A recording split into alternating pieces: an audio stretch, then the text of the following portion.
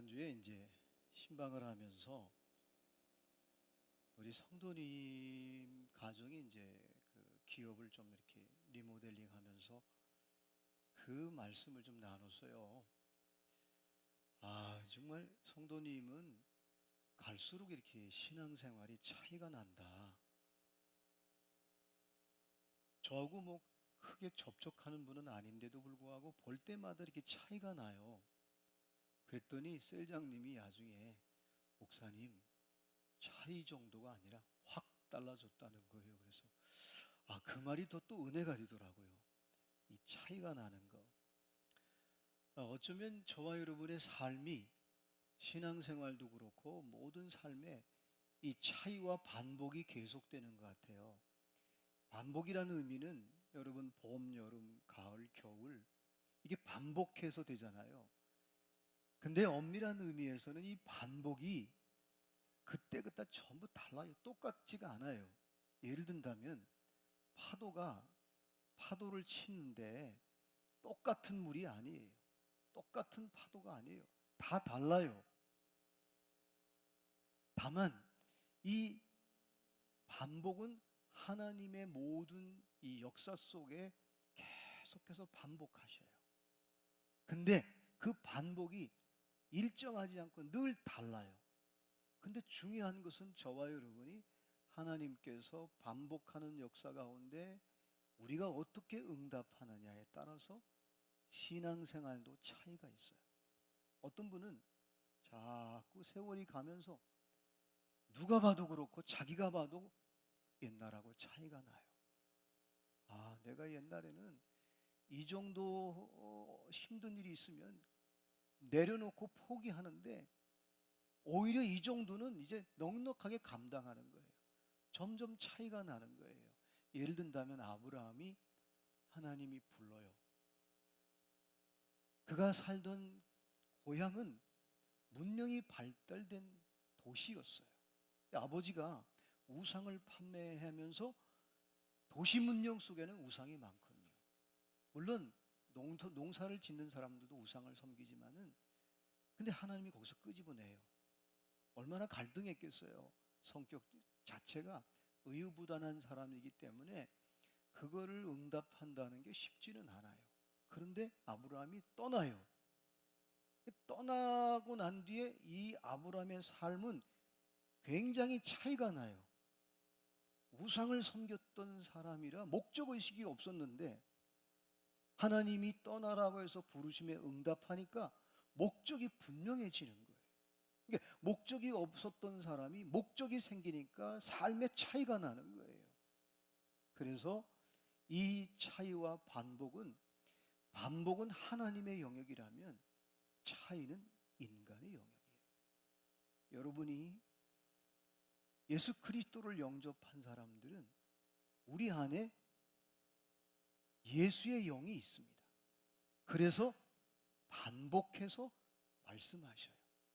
어느 때는 감동을 주기도 하고 어느 때는 감화하기도 하고 어느 때는 성령님이 깨닫게도 하고 어느 때는 갑자기 책망도 하셔요. 그런데 그 성령님이 역사할 때마다 저와 여러분이 결단하고 응답하고 순종하면 우리의 삶의 차원이 달라져요. 기쁨의 차원도 달라지고 은혜의 차원도 달라지고 하나님이 내려주신 복의 차원도 달라져요. 그래서 사실은 이 하나님이 반복해서 우리에게 말씀하실 때 저와 여러분이 거기에 응답하고 결단하고 순종하게 될 때 저와 여러분의 신앙의 차원은 점점 달라져요. 그런데 오늘 야고보 선생이 이 반복과 차원을 아주 기가 막히게 오늘 본문에서 묘사하고 있어요. 이 야고보서는 여러분이 알다시피 흩어져 있는 모든 교회 성도들에게 공통으로 편지한 편지의 내용이에요. 그래서 히브리서, 야고보서를 공동서신이라고 얘기해요. 모든 성도들에게 똑같이, 조금 하울이 하니까 여기 좀 줄여도 될 것 같아요. 모든 성도들이 다 들어야 할 메시지라는 거예요. 근데 갑자기 사장에 와서 가정에서, 공동체에서, 아니면 개인적으로 자꾸 다툼이 생기는 거예요. 싸움이 생기는 거예요. 여러분도 자기 자신이 싸우잖아요. 그 싸우는 거를 우리는 좋게 표현해서 갈등한다고 그러잖아요. 그죠? 갈등이 생겨요. 내가 이렇게 할까 저렇게 할까 선택의 갈등, 또 결단할 때 갈등이 있거든요. 또 아니면 부부 싸움을 한다든가 가정에서, 아니면 또 직장에서 공동체 생활하면서 우리가 자꾸 다툼이 나는데 그 다툼의 뿌리가 뭐냐? 그게 바로 정욕이라는 거예요. 욕심이라는 거예요. 그래서 1절, 2절, 3절에 보면 정욕이라는 말이 엄밀한 의미에서 욕심이라고도 표현하는데 3번 나와요. 이것 때문에 싸우게 된다는 거예요. 그러면 욕심이 없는 사람이 어디 있어요? 정욕이 없는 사람이 어디 있어요? 다 있는데 문제는 내 자아, 아담의 타락한 이 인간의 본성이 정욕인데, 이 정욕이 그냥 이거를 십자가 앞에 내려놓지 못하고 십자가 앞에 내가 정리하지 못한 상태 그대로 두면 이게 두 방향으로 가는 거예요. 하나는 세상을 사랑하게 돼 있어요. 그리고 세상적인 판단을 가지고 살아가게 되는데, 이 세상은 누가 지배하고 있느냐? 마귀와 사탄이 지배하고 있는 거예요. 그래서 자꾸 다툼이 생기는 거예요. 여러분 가만히 지난날 인생을 돌이켜보고 신앙 공동체 안에서 또 우리가 언제 부딪혔느냐, 언제 다퉜느냐면 모두가 욕심, 자기 욕심, 아니면 정욕에 매일 때, 그게 이제 세상적인 방법으로 이게 행동하고 말할 때 그때 마귀가, 사탄이 확 잡아가지고 그걸 지속적으로 하게 만드는 거예요. 그래서 마귀는 계속 분열되게 하는 거예요. 자, 그러면 우리가 매일매일 신앙생활하면서 또 인생을 살면서 이런 것들이 계속 오거든요. 근데 오늘 야고보 선생이 아주 중요한 얘기를 해요. 그래서 우리가 이게 자꾸 욕심을 부리고 다투면 비참해져요. 그리고 좁아져요, 영역이. 사람들을 만나지 못해요. 예를 든다면 어느 공동체 가서 나를 못 이기고 한번 화를 확 냈어. 그러면 내 영역이 좁아져요. 인간관계도 좁아져요. 그래서 죄를 지면 쪼이는 거예요. 양심이 작아지고 내 영역이 작아지게 되고, 그거를 커버하려고 노력하는데, 중요한 건 그가 이제 공동체에서 고백을 한다든가 자기가 완전히 차이가 다른 행동을 하게 되면 그때부터 이제 공동체가 그를 끌어안게 되거든요. 자, 그러면 이게 현실이에요. 이게 실존이에요.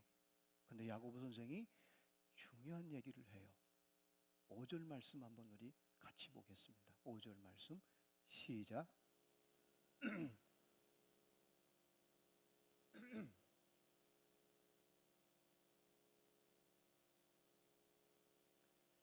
조금 우물우물하는 것 같아서 다시 한번 우리 읽겠습니다. 시작.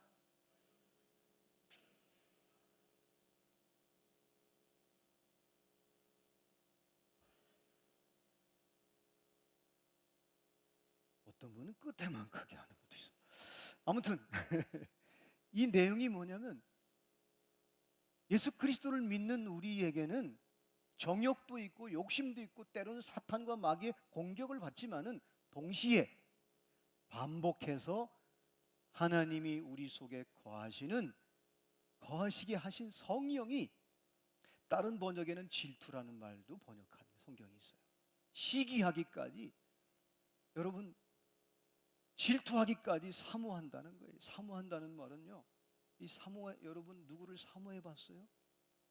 그 사람을 보면 기분이 좋아요. 그 사람을 보면 이 사모가요 나중에 집착이 돼버려요. 하나님이 저와 여러분이 예수를 영접한 하나님의 자녀가 된 저와 여러분을 집착해요. 그래서 정욕에 매이지 못하게, 정욕에 매이면 이게 세상으로 간단 말이에요. 그 세상으로 가는 게 끝나는 게 아니라 마귀와 사탄의 놀이개감이 되는 거야. 그래서 성령님이 구원받은 하나님의 백성들에게는 계속해서 탄식하면서 어느 때는 계속해서 감동을 주기도 하고 깨닫게도 하고 어느 때는 기억나게도 해요. 옛날에 들었던 말씀, 어릴 적에 설교 들었던 거, 암송했던 걸 기억나게 해서 나로 하여금 이 길로 가라, 이 길로 가라. 근데 이 정욕이요, 만만치가 않아요. 이게 이 성령님이 그렇게 말을 하는데도 여러분 어느 때 설교를 듣다가 목사님이 꼭 내 생활을 영화 필름처럼 정확히 보고 얘기하는 것 같아. 그런데도 안 바뀌어요. 제가 지난번에 있던 교회에서 굉장히 몇 년 동안 아주 시달린 적이 있어요. 제가 설교를 하면 어떤 권사님이 자꾸 누가 자기 모든 생활을 일렀대 목사님한테. 이게 내가 아무리 설명해도 이분은 안 되는 거야. 근데 나중에 3년쯤 됐을 때 정리가 됐어요. 근데 저한테 찾아왔더라고요. 원래 또 이제 어른들은 저 민망하니까 말을 못하고, 목사님 보신탕이나 먹읍시다. 그래가지고 보신탕 한 그릇 먹고 해결됐어요. 이게 여러분 사실은 성령님이 감동하고 지금 반복해서 나에게 말씀하시는 거예요. 왜? 좀 차이 있게 만들려. 아니, 육신의 자녀인 여러분, 우리 자녀들도 좀 차이 있게 키우고 싶잖아요. 그래 안 그래요? 우리 두준이가 사실은 저를 많이 안 닮았어요. 오늘 속상해. 근데 발가락을 닮았더라고 보니까. 그것도 발가락이 파고드는 건 닮아가지고 몇 번 수술을 했어요. 그래가지고 속상해가지고, 야 너는 왜 그걸 닮냐? 하나님은요, 저와 여러분을 차이 있게 키우고 싶어요. 그래서 정말 이렇게 몰아가요. 제가 아는 그 목사님이 그 필리핀에 단기 선교를 갔대요.